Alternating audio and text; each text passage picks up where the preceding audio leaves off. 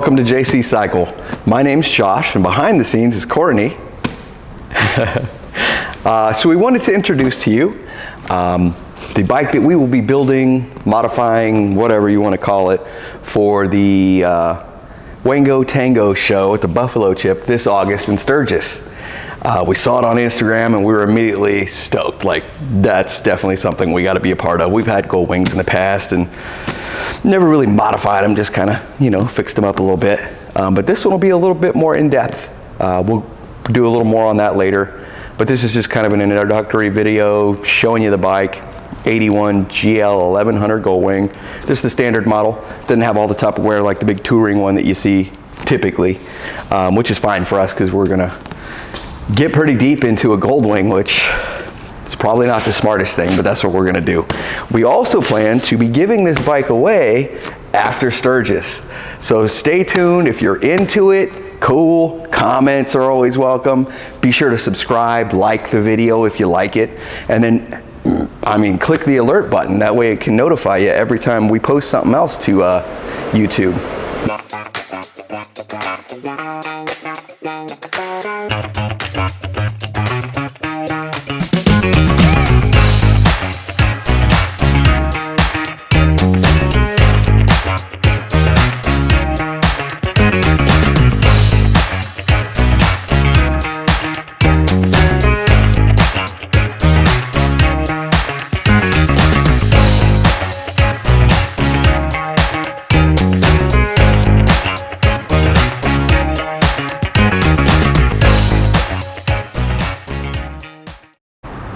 All right, well, without further ado, we're gonna start tearing into this bad boy and blow it all apart, because that's what you gotta do, is blow it down to build it up.